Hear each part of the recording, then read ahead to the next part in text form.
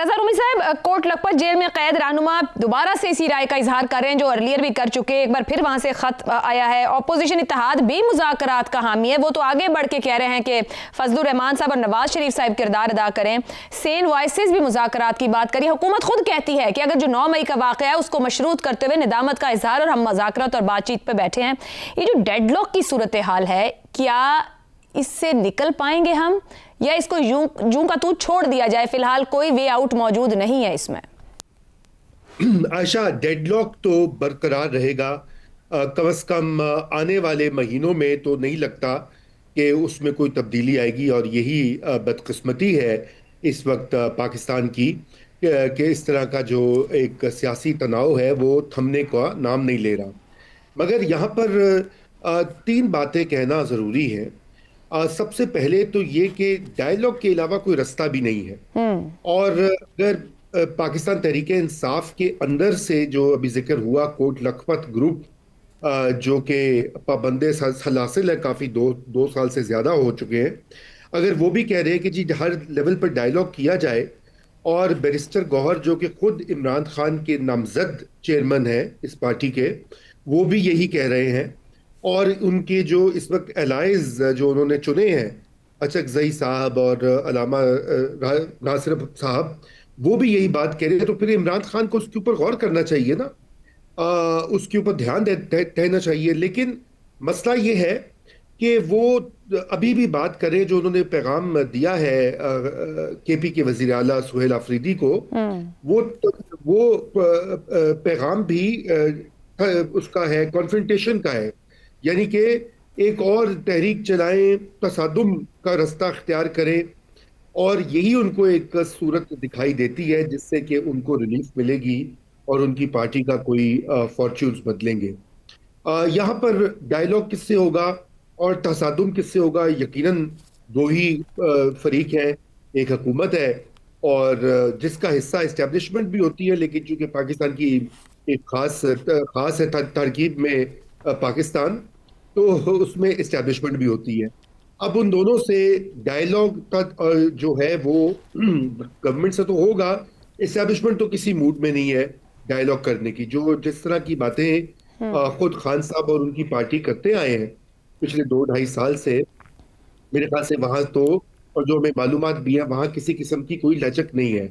हाँ, अलबत्ता जो सियासी लोग हैं, जो हुकूमत वक्त है, जो रूलिंग कोलिशन है, वो बिल्कुल उनके अंदर आपको वक्तन फवक्तन आवाजें भी सुनाई देती हैं कि जो इस चीज की बात करते हैं कि हाँ, ये सियासी टेम्परेचर जो है वो कम होना चाहिए। खुद हुकूमत के अंदर कुछ वुज़राए। रज़ा रूमी साहब, तो आपकी गुफ्तगू ये कहती है कि सियासी दर्जा हरारत इमरान खान बजाते खुद कम नहीं करना चाहते। मई 22 में इलेक्शन मिलने थे, मई 23 हो गया।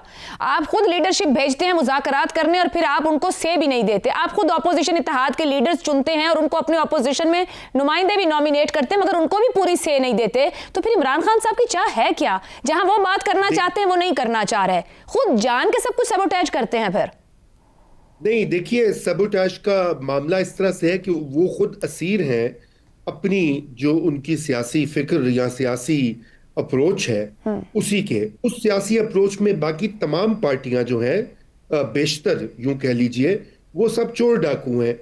बाकी सारे सियासतदान को देखिए, उन्होंने तो अपनी दुकान ही सियासत की चमकाई। बाकी दीगर पार्टियों को बुरा भला बोल के, मजाक उड़ा के, उनके ठट्ठे लगा के, उनको चोर करप्ट करार देकर, और फिर जब उनको मौका मिला इक़्तिदार के 3 साल मिले, उसमें भी उन्होंने खूब अपनी कसर निकाली, सभी को तकरीबन बंद किया। कोई ऐसा रहनुमा नहीं है पीपीपी का और पीएमएलएन का जो कि जेल ना गया हो। और जो थे तीसरी जो बड़ी पार्टी है मौलाना फजलुर रहमान की, उनको वो क्या क्या नहीं कहते रहे। अब वो क्या इंसान दोहराए उस पूरी बात को। तो अब मामला ये है कि उनको अपनी सियासी फिक्र में भी कुछ चेंज लानी पड़ेगी। अगर वो ये चाहते हैं कि वो एक सियासत में रास्ता खुले, तो सबसे पहले तो उनको इस चीज की यकीन दहानी करवानी होगी कि जब वो बाहर निकलेंगे और अगर उनको इक़्तिदार मिल जाता है जैसे तैसे भी, तो वो अपनी मुंतकिम मिजाजी को थोड़ा सा कंट्रोल करेंगे। लेकिन अभी तक उनकी यही राय है कि वो वापस इक़्तिदार में इन सबको या तो जेलों में बंद करेंगे या उल्टा टांग देंगे। अल्फाज इस्तेमाल कर रहा हूँ। जी। अब इन हालात में हाँ। कौन कहेगा कि वो बाहर निकलें? वो इसलिए उनको बाहर निकालेंगे ताकि वो इक़्तिदार में आए और उनको फिर जेलों में बंद कर दें, दुरुस्त। शरीफ खानदान, ज़ादारी खानदान को। और जहां तक रही इस्टेब्लिशमेंट की बात, हाँ। अब वो तो आपको मुझे बेहतर पता है कि वो वहां भी ऐसे ही मामलात है। ठीक हो गया तो तो। अब हाँ, जी। एक और इसमें अहम है, मैं कंक्लूड कर देता हूँ। जी। वो ये कि बुनियादी तौर के ऊपर, और जहां तक ये जो तहरीक और एजिटेशन का मामला, ये भी वो जानते हैं कि इसके इस वक्त हालात जो हैं नहीं है। वो उनके जी साजगार नहीं है। ठीक ठीक क्योंकि जो ठीक। स्ट्रीट पावर है पीटीआई की वो बिल्कुल कम है, और जिनकी है जेयूआई की या टीएलपी टाइप ग्रुप्स की, वो उनके साथ शामिल नहीं है। ठीक हो गया। तो तो टेक अवे मुझे आपकी गुफ्तगू से ये लग रहा है रजा साहब कि वो खौफजदा हैं कि सियासी फिक्र में तब्दीली कहीं उनको नुकसान ना दे जाए। शहजाद चौधरी साहब, महमूद अचकजई साहब ने जब गुफ्तगू की तो उन्होंने कहा नवाज शरीफ और मौलाना फजलुर रहमान आगे आए और सियासी मुकालमा जो है उसको मुमकिन बनाएं। और उधर हुकूमत कह रही है कि मुआफ़ी या एहसास नदामत का जब तक इजहार नहीं होता उसके बगैर मुज़ाकरात नहीं होंगे। ये फरमाइएगा क्या मुआफ़ी को मुज़ाकरात से मशरूत करना सियासी मसले का हल है या मजीद महाज आराई?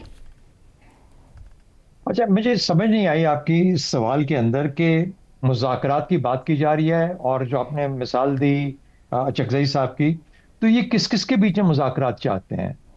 माफ़ी किसी और से लेनी है, मुज़ाकरात किसी और के साथ करने हैं, कुछ जो पार्टनर फॉर डायलॉग है वो मुख्तलिफ लोग हैं, तो इसलिए क्या ये सब इकट्ठे मिलके माफ़ी तलाफी करेंगे और कोई पॉलिसी वज़ा करेंगे, या ये कि पीटीआई हो या कोई और हो उसको मुख्तलिफ लेवल्स पे मुख्तलिफ किस्म की गुफ्तगू करके माफ़ी तलाफी अपनी करनी है? मुज़ाकरात का मकसद होना चाहिए ना। मुज़ाकरात से क्या हासिल क्या होगा? आप इमरान खान को मुज़ाकरात पे जब कायल करेंगे, या फॉर दैट मैटर अब जब हम अपने बहस कर रहे हैं, तो हम इमरान खान मुज़ाकरात क्यों चाहेंगे, किस लिए चाहेंगे? उसके नज़दीक कौन से अहदाफ हैं जो वो हासिल करना चाहता है मुज़ाकरात से? या आप ये कह सकते हैं कि वो चाहता है कि मेरी जान बख्शी हो जाए, या वो चाहता है कि मेरी कैद माफ़ हो जाए, यही कह सकता है ना। तीसरा, उसके पास सूबा है, उसकी सियासत है, उसकी पार्टी कायम है। अब उसकी पार्टी पर, उसके सूबे पर डिपेंडेंट है कि वो सूबा कैसा चलता है, और पार्टी अपने आप को किस तरह मुनज़्ज़म रख सकती है। तो सियासत में तो कोई मुश्किल नजर मुझे नहीं आती। आपने कहा सियासी अदम इस्तेकाम, कौन सा अदम इस्तेकाम? यानी किसी ऑपोजिशन का होना, सियासी ऑपोजिशन का होना अदम इस्तेकाम हुआ करता है? ये तो पाकिस्तान के हर दौर में, जब भी जमहूरी दौर रहा है, एक पार्टी इन पार होती है, एक दूसरी ऑपोजिशन में होती है, तो इस्तेकाम तो मुझे, अदम इस्तेकाम तो नजर नहीं कहीं पे। और दूसरी बात, एहतजाज की बात की आपने, 26 नवंबर के बाद, पिछले साल के बाद से, यानी 24 के बाद से, तो मुझे कोई ऐसी कोई एहतजाज की भी कोई शक्ल नजर नहीं आती। तो हम किस चीज के ऊपर इतना बड़ा एक, हाँ, अगर आप पाकिस्तानी के तौर पर सोचते हैं और ये कहते हैं कि हम पाकिस्तानी, हम लोग, आम लोग, हम सब लोग परेशान है कि हमारा मुल्क किस तरफ जा रहा है या किस तरफ जाना चाहिए, तो फिर मैं आपसे एग्री करूंगा। उसके लिए फिर देखिए, चार्टर ऑफ डेमोक्रेसी हुआ तो कैसे हो गया? और ये सब मुख्तलिफ किस्म के मुख्तलिफ ख्याल लोग थे, सियासी लोग, वो इकट्ठे हो गए किसी एक चीज पे। कोई ना कोई एक चीज तो थी जिसके ऊपर इनको इकट्ठा किया उन्होंने, जो अब ये सब इकट्ठे हुए कि एग्री कर रहे थे, कंसेंसस क्रिएट हुआ। आज की सूरत में शायद वो मुमकिन नहीं है, या वो करना नहीं चाहते, या इकट्ठे होना नहीं चाहते, इसलिए मुज़ाकरात नहीं हो पा रहे। वरना एक और चार्टर ऑफ डेमोक्रेसी बन जाते। उसके लिए फिर जो अहदाफ हैं चार्टर ऑफ डेमोक्रेसी के मुख्तलिफ होंगे ना।